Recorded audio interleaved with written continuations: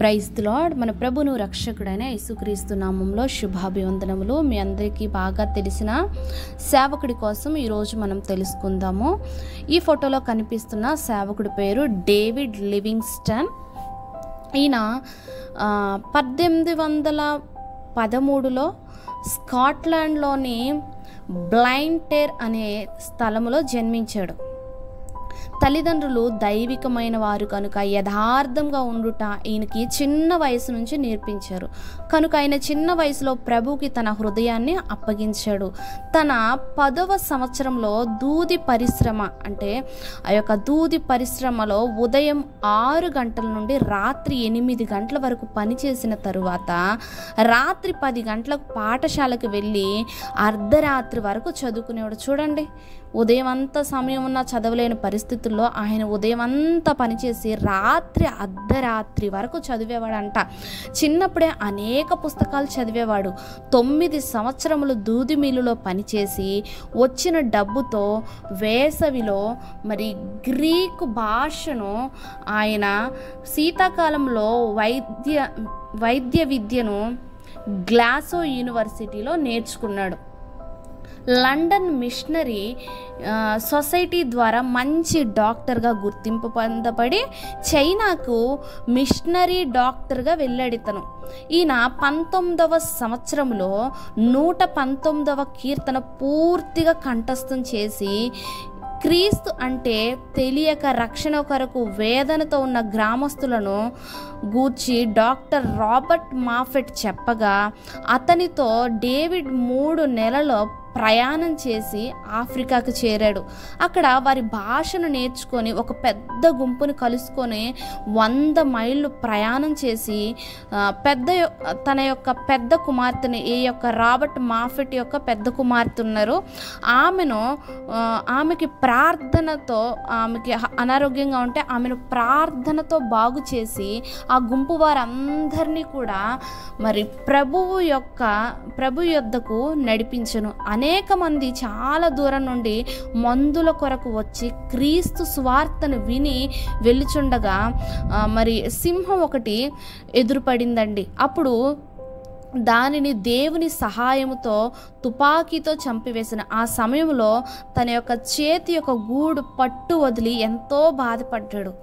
అయితే మోవెట్స్ కొండల ప్రాంతంలో 3 సంవత్సరములు సేవ చేసి మేరీ మాఫెట్ని పెళ్లి చేసుకొనెను. మంచినీరు కొరకు అప్పుడు 480 కిలోమీటర్ల ఎండలో ప్రయాణం చేసేవాళ్ళండి.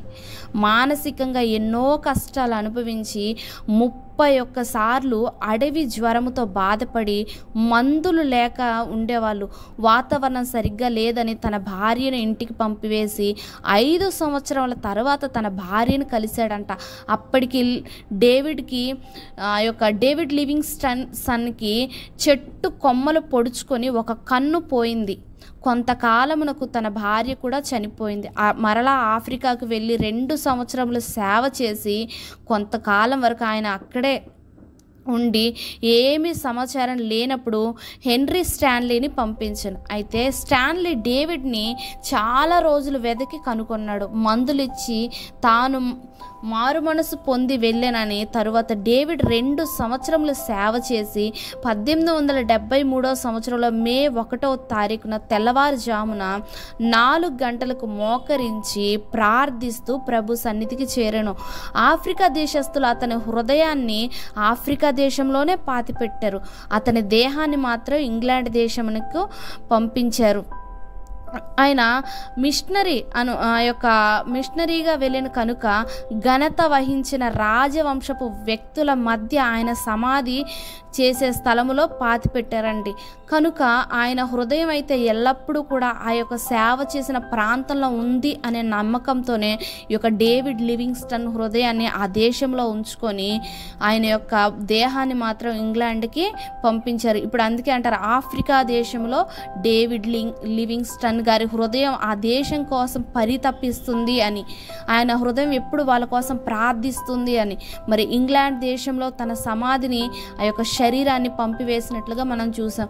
ఆయన మరి ఒక డాక్టర్ అయ్యుండి కష్టపడుచు కూడా 480 కిలోమీటర్లు మంచినీళ్ళ కొరకు వెళ్ళడం అంటే చూడండి ఎంత దారుణమైన పరిస్థితి. అయినా సరే అలాంటి పరిస్థితుల్లో దేవుడి కొరకు జీవించిన ఈ యొక్క భక్తుడికి ఈ యొక్క భక్తిని పట్టి హృదయపూర్వక కృతజ్ఞతలు చెల్లిస్తున్నాము. దేవునికి ఇలాంటి సేవకులు లేవాలని, ఇలాంటి సేవకులకు ద్వారా అనేక మంది రక్షింపబడాలని, మరి సేవకుల కొరకు ప్రార్థన చేయమని ప్రాముఖ్యంగా మీ అందరినీ వేడుకొనుచున్నాను. ఈ కొద్ది మాటలు దేవుడు మన వినికిడిలో ఫలింపచేసి డేవిడ్ లివింగ్స్టన్ గారి యొక్క జీవితము ద్వారా దేవుడు మనతో మాట్లాడినందుకు ఆయనకి కృతజ్ఞతాస్తుతులు తెలియజేయుచున్నాము. మీ అందరికీ వందనములు. మరొక సేవకుడి యొక్క జీవితము ద్వారా మరలా మనము కలుసుకుందాము. ఆమేన్.